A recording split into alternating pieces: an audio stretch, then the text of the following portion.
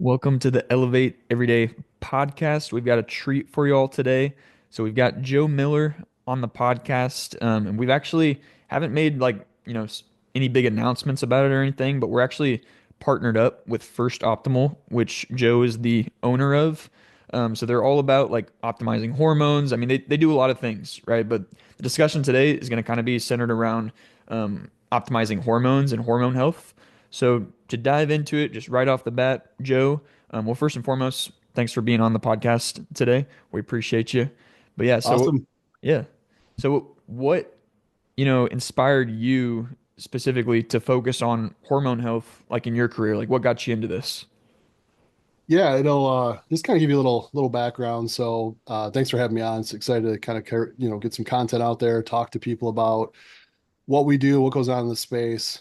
Um, so if you go way back, I'll be brief on the way back stuff and then we'll get into the meat of this. But when I was a kid growing up, I lost my uncle to a preventative cardiovascular disease event in his mid 40s. And at that time, all I knew is cardiologist. Like I'm going to be a cardiologist. Like I don't want this to happen to people I love. I was still young and didn't know much about the system, et cetera. So fast forward, I was in school, going to school for exercise science, working my way through college, you know, going through a lot of credentials and accreditations from a training standpoint, because I started to kind of make that connection of, oh, cardiologist is great. They have their wheelhouse. Maybe that's something as I was kind of pre-med, like maybe that's something I want to go on that pathway, but I can help a lot of people ahead of time. So that leads me to I worked for a very large corporate kind of entity for about 20 years in the fitness space. Hmm. And while I was there, a couple things I found, like one, there's some people that are fortunate, like good exercise, good routines, making some changes to their lifestyle and their dietary things. They saw amazing results and changes in their lifestyle. And then as time went on and the science kind of started to catch up, this certain company started to do different types of testing. And that was kind of eye-opening for me. Sure, you have some supplementation, different food sources and changes, but as that testing came in, we started to see some things that really were barriers for people to get the results they wanted to get. And they were working extremely hard. And one of the most empowering things that I found, it may initially seem disempowering, but it was actually uplifting for a lot of folks, especially some like the female population I noticed where they were coming in and just felt defeated and like they were failures because they were, oh, I cheated on my diet or I fell off my workout plan. And then when you test them, you're like, well, no wonder. Like a normal person without these conditions would have lost, say, 20 pounds over this 5 months. You lost three or five or whatever it is. Yeah. And when you do this testing, you found out some of these different things that needed a more aggressive intervention than just your specific exercise and nutrition intervention. Now, those were huge and those are the cornerstone to it 100%. And that's kind of why we do a lot of our coaching partnerships at First Optimal with our medical treatments. So that's a huge part. Like you definitely need that, but some people need a little bit more. You kind of have two camps, like some people where they have such metabolic dysfunction over years of things happening, maybe some for women, like maybe some pregnancy issues that cause this pretty massive hormone issues. Maybe they had surgeries that cause some gut health problems that no matter how hard they work, they're going to progress. They're just going to progress a lot slower than we would see your standard client Right. progress. Of course, you kind of layer in genetics, things of that nature. So, anyways, while I was training, saw that like a need immediate like empowerment in people when they would get the tests. And yes, it's not always great to say, oh, I have this wrong with me. But now that I have these results, I Mhm. can actually take action and I can make a Right. decision on, what interventions do I need to add to this and then start seeing that move forward. Yeah. And so towards the end, I did get involved in the space right around COVID in this specific model.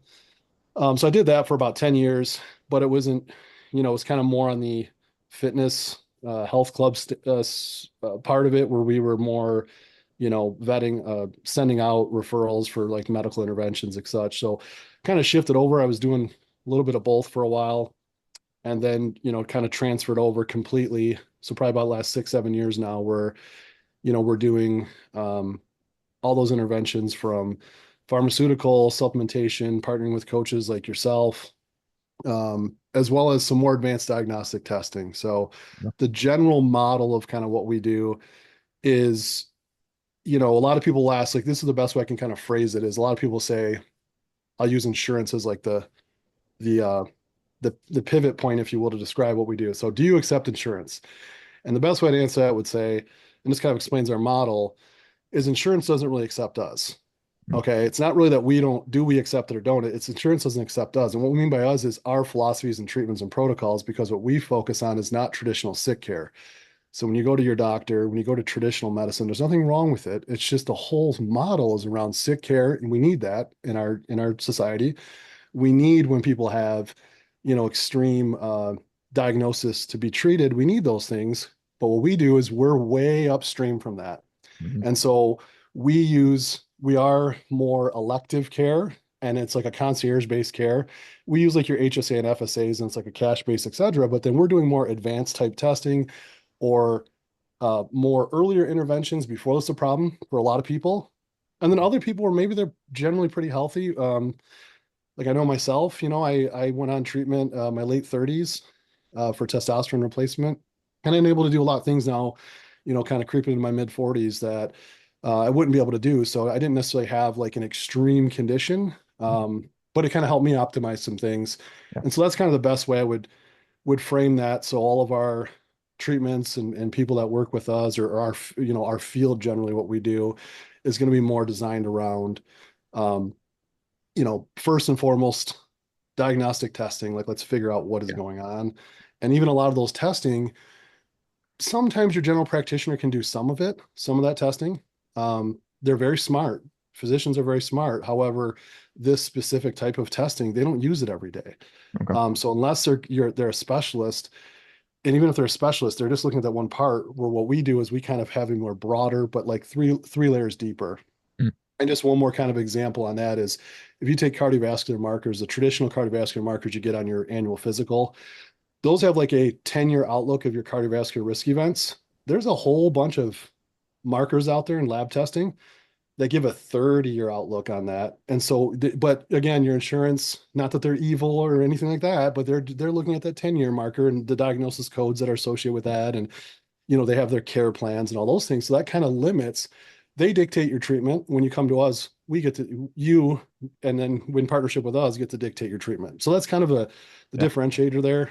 okay. If that kind of helps kind of frame up Yeah, large yeah, scope there of everything. yeah. My big takeaway from that is like basically catching things early on because a lot of times we think of like I almost like to say like our healthcare system is almost it's more of like a sick care system, right? It's like they're treating things when people are already sick, and it's like, hey, try to catch things early on and prevent things. That's what like kind of what we do and what you guys are trying to do. It sounds like that's kind of the route. It's like, hey, let's figure things out before it becomes an issue, and let's optimize so that you can see the results that you're putting in the work and you want to see.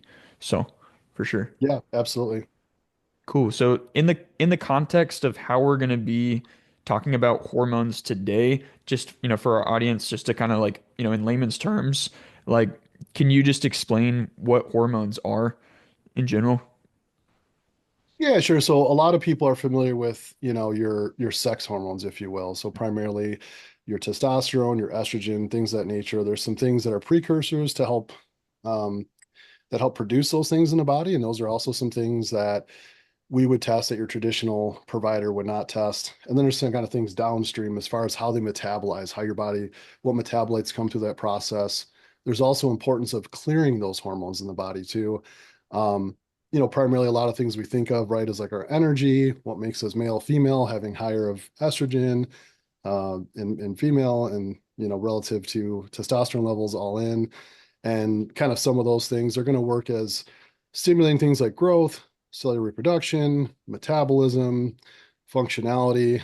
They're really involved in pretty much all aspects of the body as far as kind of what we're doing day to day. And generally, we can see, you're going to see some improvement if there's any kind of not optimal ranges in any of the above kind of hormones and things of that nature. Mhm. Okay. Yeah. And, I know you talked about even your own story as far as, you got on replacement therapy and everything like that, but would like to hear, just a couple of success stories that you could share, both I'd like to hear one on, maybe someone you've helped kind of on the more natural side, like maybe not with replacement therapy, but other interventions that you've helped improve their hormone, their hormone health and everything. And then maybe, a success story as far as someone you've helped doing things like testosterone placement or, even in a female. So can you share a couple of success stories with us on some of those things?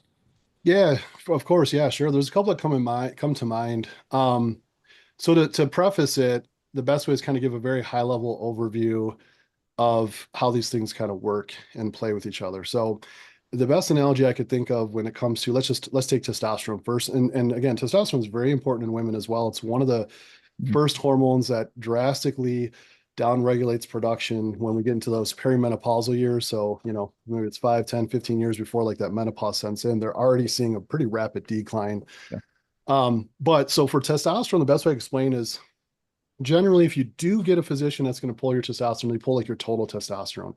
And the way I describe that is your total is more of like your 401k. So Mm. you have all this money, but you can't really access it.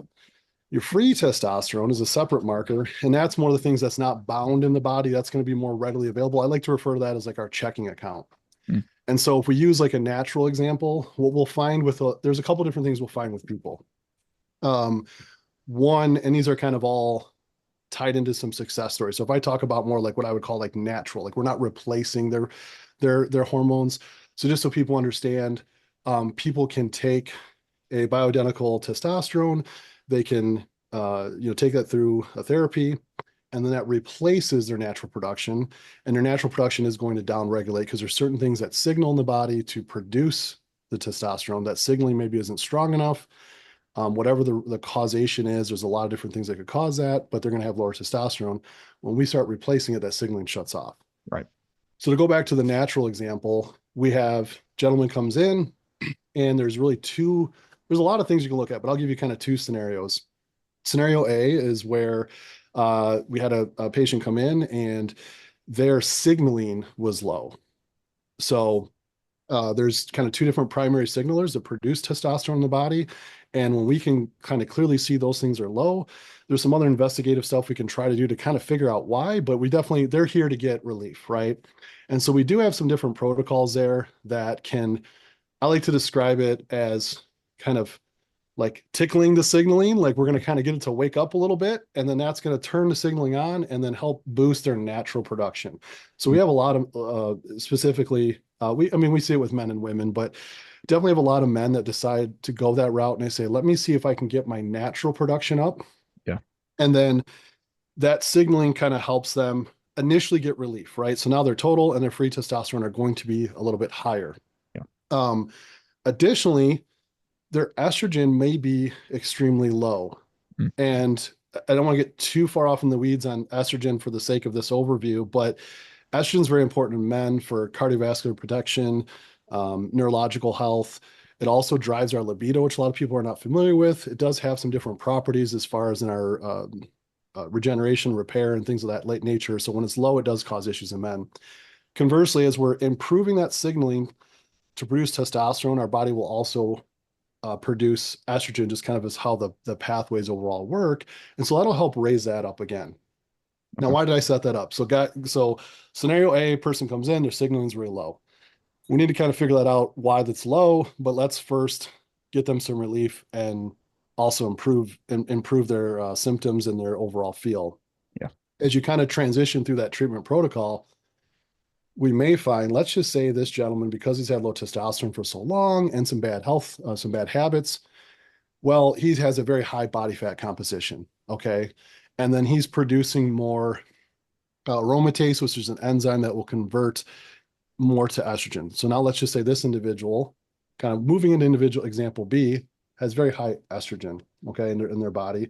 So it's causing much higher fat. And we've all seen this in like puberty, right? When we are going through high school, you see the chubby kid who's got the few stubbles here and he's kind of got people refer to as like the man boobs or whatever. Like you can kind of see this because their body fat's so high.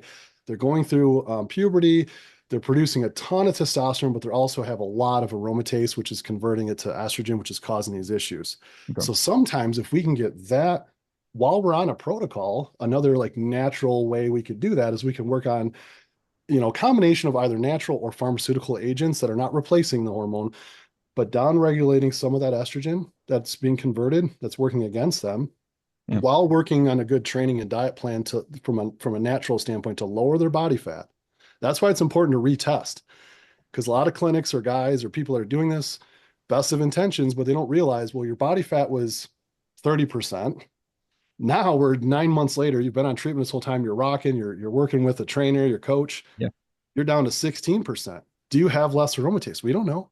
But if you do, we could probably adjust your dosing or switch your protocol, Yeah. because there's the physiology of your body has completely changed. Are you at 30% body fat versus 16?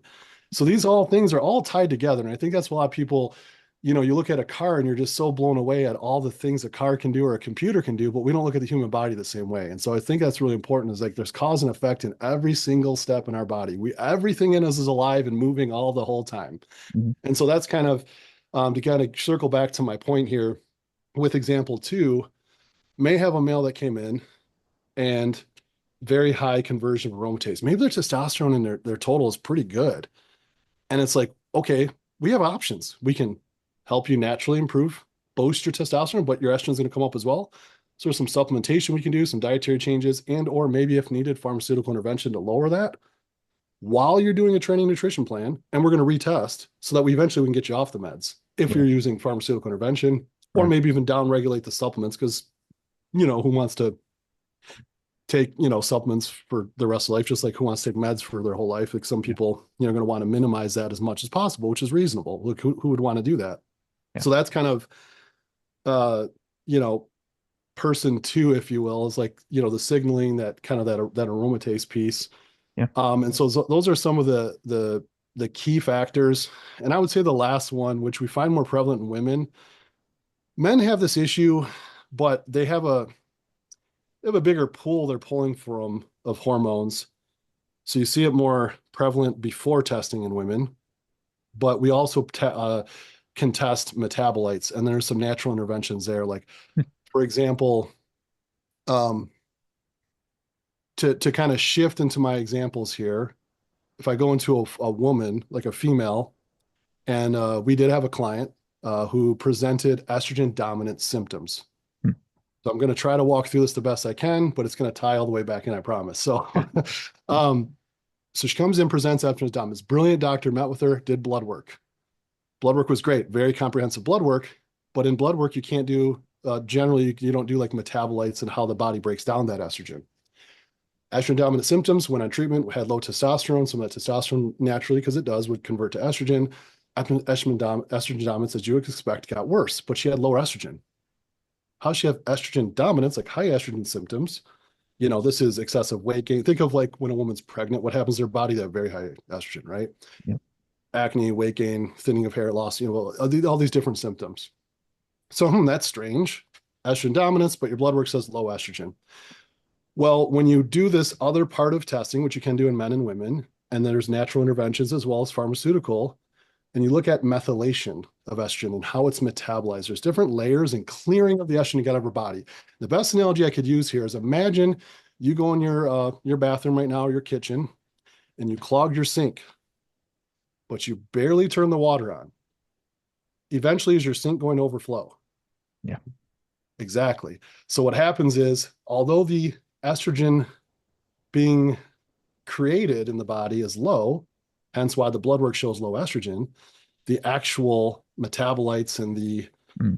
uh, partially methylated or whatever is kind of still building up, causing an overflow. Now, this is a very 10,000-foot view analogy I'm using here. There's a whole bunch of chains and science and enzymes and yada, yada, yada. But in that case, that person could have different micronutrient deficiencies that's causing their body not be able to metabolize that completely. And you can actually see in some of that testing which enzymes are not being expressed frequently enough to break that down, and where in that metabolic process are we having a breakdown, and then treat from there.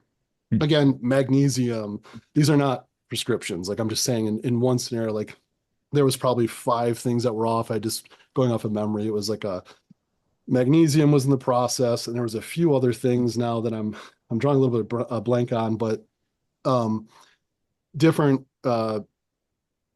these were different supplemental interventions we were able to use with that person where they actually were advised to not start treatment Hmm. until we fix this.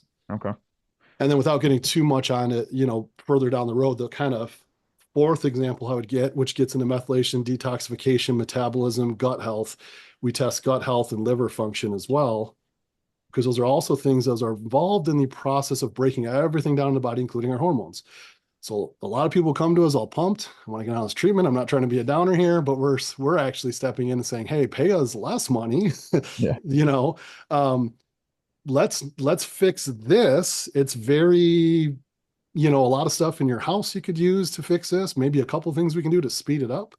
But let's fix that whole process of how the body's clearing these hormones and how it's metabolizing them and the byproducts before we add more in, because we can't add more in until we fix that.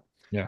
That's kind of four examples. I know there's a lot there Yeah. to go through, but I just want to give you kind of high level some of those scenarios that you may see as far as like natural, uh, remedies and with some pharmaceutical interventions, depending on the person, their goals, et cetera. Yeah.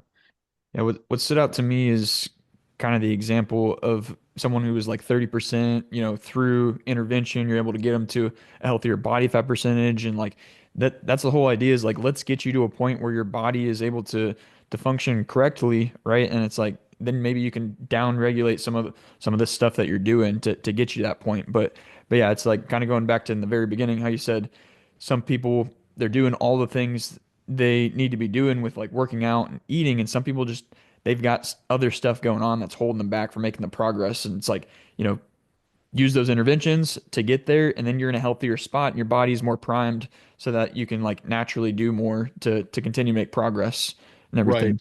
So that's big. Yeah, it's definitely when you're looking at, the body composition, how things are changing over time, it's really important to stay close to that because um, as you were saying, those things will change throughout time. And so just trying to figure out where that is. And again, people can you can start, it depends. This is what you work with our team on and your personal preference. I want to start a program, but I don't want to start treatment. I want to get in shape so I can start treatment, or I want a little help to get in shape, faster, smoother, more effective, more efficient, whatever the case may be, Mhm. and then modify as we go forward. So there's kind of two different schools of thoughts. Like, do I want the intervention now to get ready, or am I going to try to battle through there with some intervention medically or from or supplementation, et cetera, to kind of help me with that? So there's kind of two school of thoughts. I think every case is individual on what type of health history as well as their preferences. A lot of people, you kind of see this a lot in men where we're more proud. We're more like, oh, I'm gonna get in shape this time, and then I'm gonna start it. And so that's where like we'll totally respect that. Let's just test to see is there anything like massively wrong that's going to keep them getting in shape. Yeah. Like I said earlier, they may have some different inflammatory responses that are just through the roof that like, okay, now you're going to go add more inflammation response because that's what muscle growth is. Like when we train, we tear it down and it gets inflamed and that's what repairs it. And so, that's that rebuilding process, but is it too extreme? And now we're going to add more to it. Hmm. Herb, I know. By the way, we've got Herb on the podcast, guys. Didn't even. There he is. But I know we've said quite a bit so far. Herb, what do you have for Joe so far? No, yeah, I mean, one of the things that I've found over the years, going back 40 years, so back in the day, there were no options. Sure. And I started working with doctors more. The thing that frustrated me was the doctors had write a prescription for everybody. It's the same prescription, just get up in a line and here you go. I actually, whether it was the brightest thing I did or not, is I went to a physician that had trained with me before. And I said, hey, I'm starting a personal training business. I want to have, yeah. He wanted nothing to do with it. And the Mm-hmm. reason is he said, because hormones are so individual, I don't have time. Mm-hmm. And I'm like, you don't have time to help your patients? And I started thinking that from a training standpoint, that'd be the equivalent to Cade and I just do this workout, do this diet, I'll see you in 6 months. We talk to our clients on a daily basis, weekly basis, get these calls. So I can see where doctors are not going to be the traditional doctor is not going to be the go-to in the situation like this. Even with thyroid, my ex-wife had a thyroid issue, and I started learning more about it. And I went to the doctor and I said, "Hey, this is the problem." And she goes, "Nah, she's fine. Right. Blood work looks good." And I'm like, When I got it fixed is when I went to a doctor that had a thyroid issue. Mm, So yeah, it just the traditional medicine, they just don't want to go that extra mile. And maybe I get it. They're seeing 40, 50 people today. We don't have time to do all that. But tell people that. Don't just go by it. Like you were saying with blood work, we want our clients to get blood work too. But when I go get my blood work, I'm specifically have to ask for certain blood work because they won't sure. do it. Right. And I'm like, well, I need this, this, and this. Oh, well, yeah, okay, we can request that. And I'm like, well, that's what I need, guys. Right. So yeah, and my last problem is with doctors is they just seem that they're just there to treat the symptoms, Hmm. right? Oh, you don't have the symptoms anymore. Well, you still got to take the drug because you still got the issue, but you don't have the symptoms. It's like, okay, you know, but fitness, nutrition, growth, when you're working with the hormones, but it's all individual. Right. And now I know for sure when I send somebody to you guys, you're working with them because their numbers are different than everybody else's. It won't work. Sure. Oh yeah, Yeah. I'm very high on this. Big fan of peptides, big fan of, just things that we can do to make ourselves healthier to kind of counteract all the processed foods we're eating and stuff. So Yeah. Right.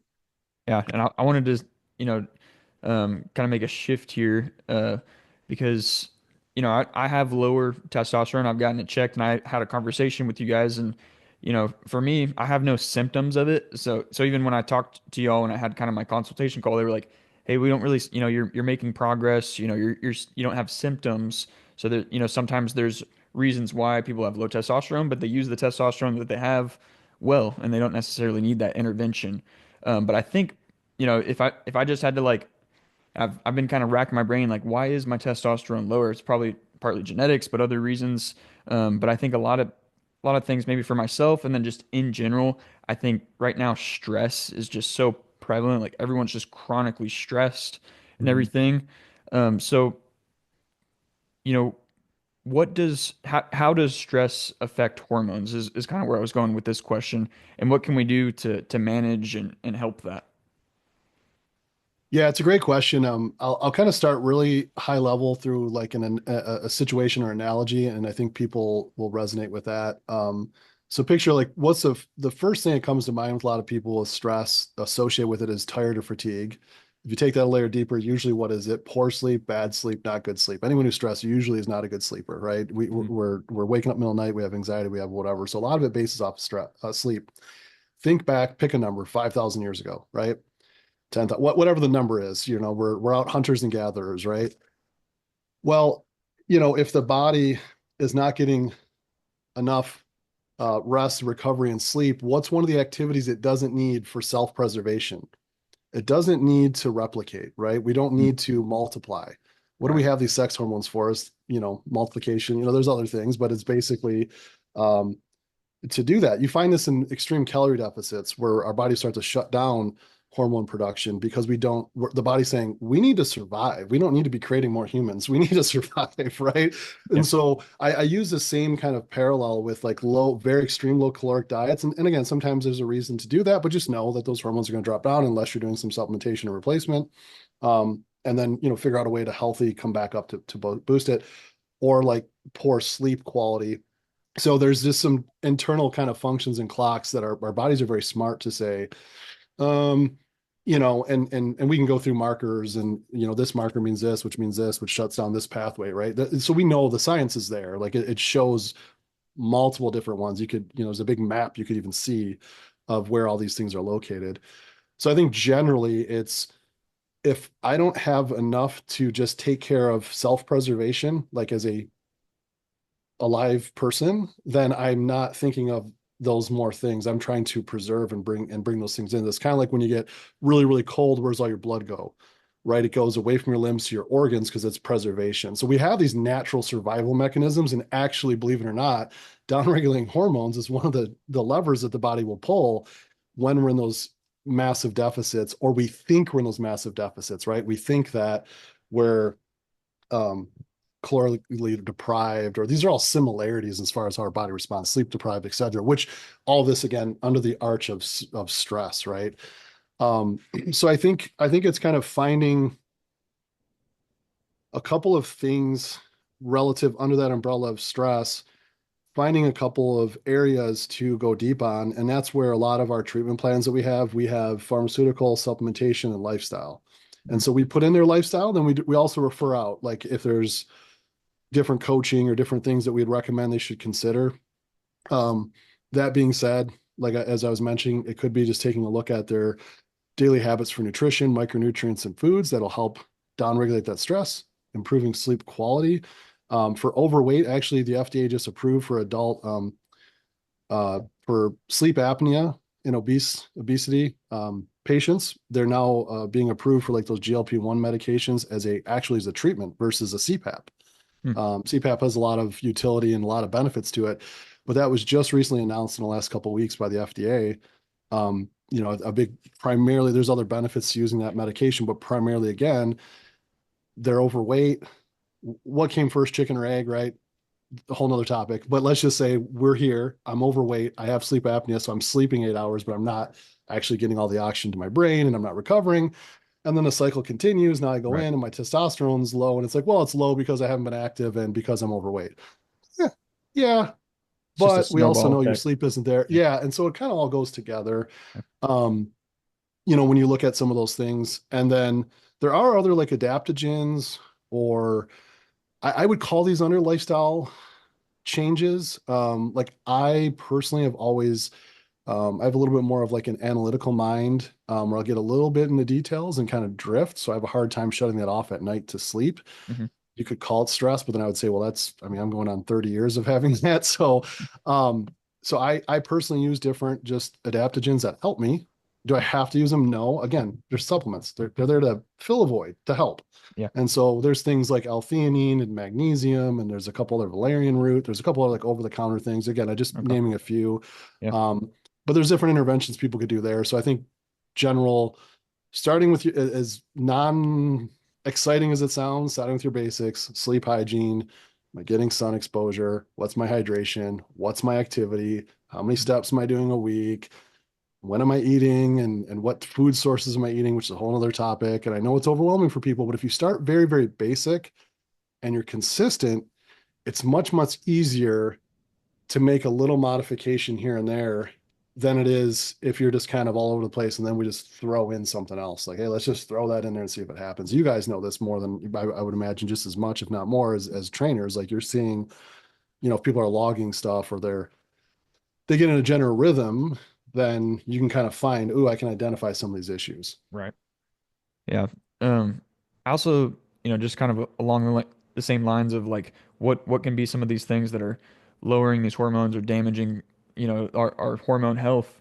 Um, Something I looked into was even just, topical creams and shampoos and, even deodorants and like what we're drinking in our tap water. Like, do we really need to be super worried about some of this stuff? Like how much of an impact are things like that having on hormone health? Is it, and even like, heating up plastic Tupperware, like some of these things, like, because you can get super in the weeds of like worrying about every single little thing, but are those things, from your experience having a decent impact, or not so much? It's kind of overblown.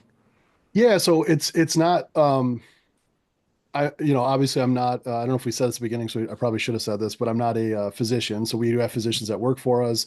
I'm Yeah. also, not directly a researcher. Okay. However, we do have consultants that work in that space. One of them specifically looks at a lot of these different toxins in our environment. And there's a Yeah. lot of really good research out there to show that there is some causation there, as far as all the things you mentioned with Yeah. plastics, food quality. That's a big thing right now. Obviously, we know with RFK Jr. and a lot of the recent congressional hearing that was about our food quality and what's in it. There is no question that it's not opinion. This is well documented. The top, most vetted research out there states that these are problems. What Mm. degree of problems are with somebody? I think that's to be determined in an individual, but I would say environmental is a huge issue. And you can look at, like, some people say, well, that's all this and that's that. Well, let's just take men's testosterone ranges from LabCorp. You can Google this. I want to say, again, fact check me because I'm probably off by 5, 10 years. So that's my disclaimer. Um, but you can look in the 1980s, like what LabCorp's optimal range was, and I want to say it was 200 to 300 nanograms per deciliter higher Mm. than it is today. Oh, that evil LabCorp. Why do they do that? Well, there's no feelings or emotions into this. It's simply doing a meta-analysis of all of the hormones and then doing an average and saying, this is the range of the population. Oh, wait a minute. This is the range of the population. Oh, just kidding. This is the range. And it keeps getting lower and lower. So Yeah. when you sometimes you look at these tests and you see what's optimal and whatever, what's the history of that marker?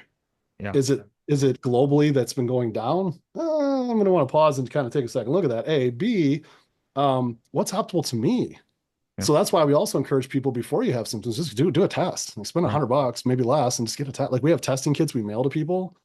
It's like $100. It's like Yeah. just know if you're 25 years old, healthy and feeling great, get your test. That way, when you're 35 or 40 or 45, you have this is where I was. This was Yeah. optimal. Yeah. This was like to me is 600 optimal for me nanograms per deciliter of total testosterone?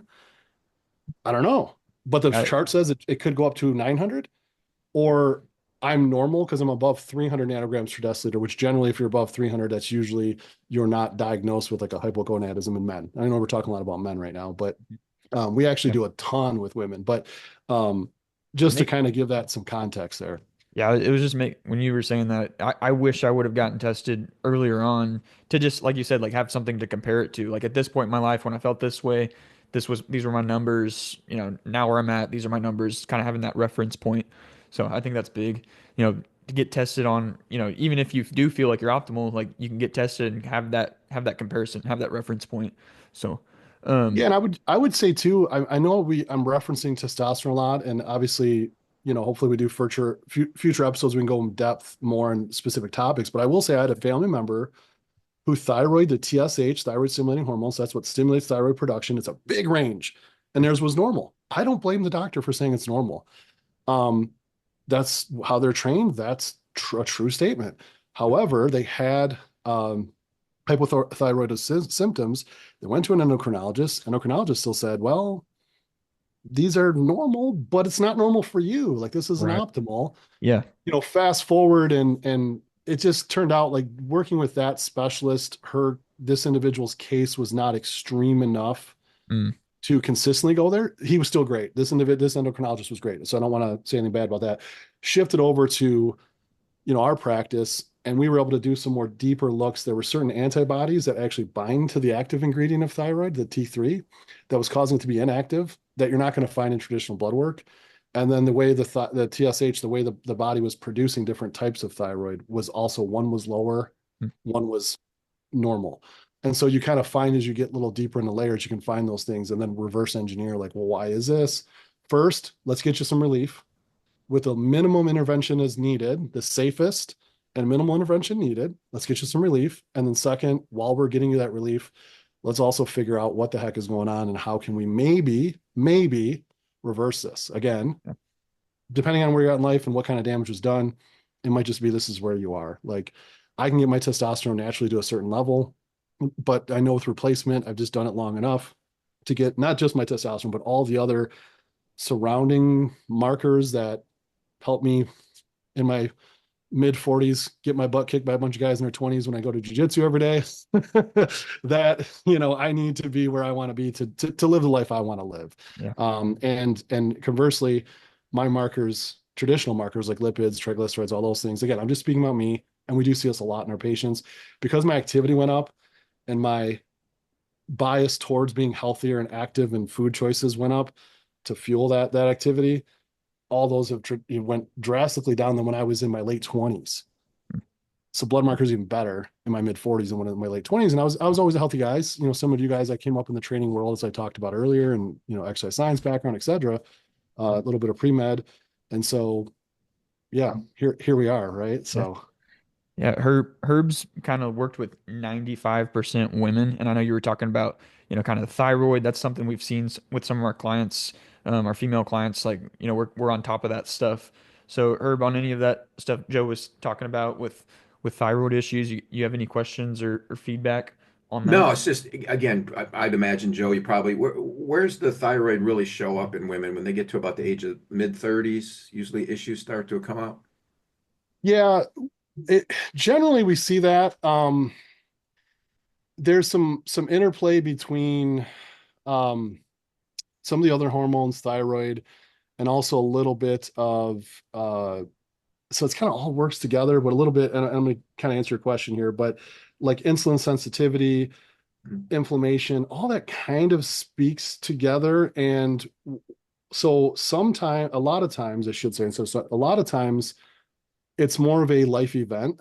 So like if you have someone who had one or two surgeries where they went under and it was more imagine the stress of that, imagine the treatment, the medications that were given that could have thrown off their gut health, those type of things. And then you throw in like pregnancies in there. If someone has both, you know, good luck them coming out the other end. They needed it, right? They were having children and they had a knee surgery or whatever. They were in a car accident, like, and they're functioning now, but they had a recovery time. That can kind of shift. So yeah, to answer your question, I usually see that, but I see that correlated. This is anecdotal, right? I don't have a research article to cite here, but I see that correlate a lot after someone with a history of maybe some life events, as I said, like something dramatic, something extreme case of stress, or like pregnancies, and now the kiddos are out of as my wife and I used to refer to the dark ages, where they're sleeping now throughout the night. We're out of the dark ages. Now let's start testing some things because how screwed up are we? Because I tell you what, wow, I do not feel like myself anymore. Love these So little guys, but when you're working with somebody that has a thyroid issue, are you also treating the adrenal glands? yeah, many times that's usually going to be something that we find out. Some of those different adrenal functions we'll find are downregulated, they're shut down. As I mentioned, there's other things in the body that are binding there. And one of our specialists with gut health, he can explain it. He has some better analogies than I do, so I'll maybe defer to him at a later episode. But there is some things with the gut health, gut microbiome that can be associated with not only like they call it like the gut brain barrier, the gut Yeah. adrenal Mhm. pathway. They have like these, cool titles way better than what I'm saying right now that kind of describe that. But to kind of tie that up with what I'm trying to say here is a lot of people they hear gut health and they say, "Oh, my gut hurts." But another thing to think about is the gut lining on the wall. It's like these conjunctions that are all closed, and over time and with poor toxins, certain medications, certain things that we need, again, like we're going under for surgeries, things of that nature, poor quality of food, poor lifestyle habits, alcohol, not trying to be a downer, but I'm saying like excessive alcohol, things like that. And some people may be more sensitive, but now this permeability starts, so you can see the gaps in my fingers open. Well, that's my gut lining. What's in my gut? Toxins, right? Different byproducts, different things that are not good for the body, and that kind of gets into our bloodstream. And that's why it's so important that we want to close those junctures to keep all the bad stuff where it's supposed to be, not in our bloodstream, which then can go out and affect adrenals, thyroid, hormone production, the brain. I got really bad brain fog. Yep. Oh, I cut out gluten, my brain fog went away. What is that? Like what? Like I just stopped eating bread, my brain fog went away. Now that's not for everybody. It's not a broad statement, but I've seen that happen many times and then confirmed it on a test or vice versa. Got the test and said, try it. And then you see the release because the gut health started to get better. Inflammation went down. And think of like inflammation as like we've watched TV before HD, right? Like the 1980s and things, right? Like you remember the fuzzier pictures and it's not so clear. I would kind of use that as like a little bit of inflammation. Kay doesn't remember this, but me and Herb we're on the same line. We're like how clear our camera is right now, but then you see like the old like gritty picture, like that signal isn't as clear. Same thing happens in the body, even with slight inflammation. The signaling isn't coming through as clear. Is like the easiest analogy I could use for people. So let's clean up the signaling. Maybe the signaling doesn't have to change. Maybe it just has to be a little more clear when it's communicating in the body, right? So those are some things that come to mind when you're talking about, uh, thyroid. And what's nice is depends on how you look at it. I guess nice from a practitioner standpoint is a lot of this stuff will pop off the page pretty quick, and you're like, oh yeah, uh, your symptoms make complete sense. Let me show you. See this and this. Yeah. Yeah. When we clean that up, you're gonna feel like a whole new person. Like, oh my gosh. Yeah.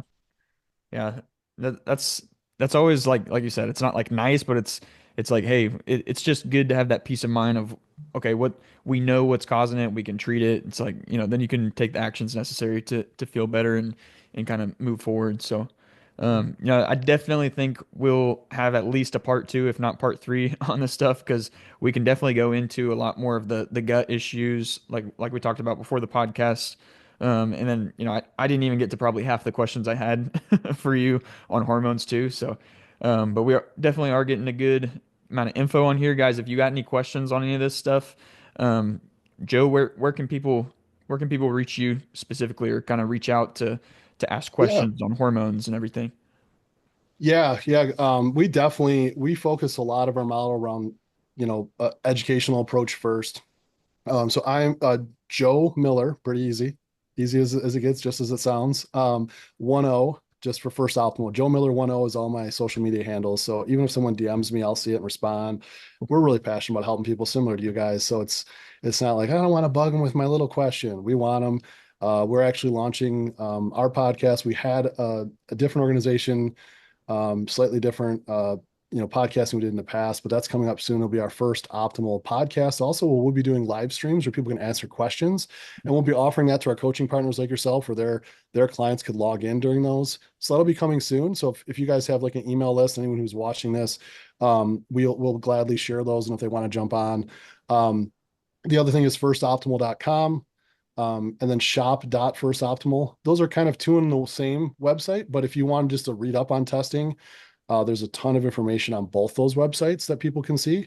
And then those are good ways to reference those. We do have a live AI chat bot on our website. So if someone's after hours, they will get a response. And again, it's not going to diagnose something, but it'll give you a lot of information. And we constantly prompt and train that AI with our medical team to give you the best answer, not only on like what's your return policy, like basic stuff, but we also are constantly feeding it with latest research and updates. So, is it going to be able to like diagnose something specific? No, but you are going to learn some things from there. And then lastly, if you're looking for a specific information, we usually post about 3 different blog posts a week on our website. It's under blog or reading, and we also on our socials will have links to it, and everything in there.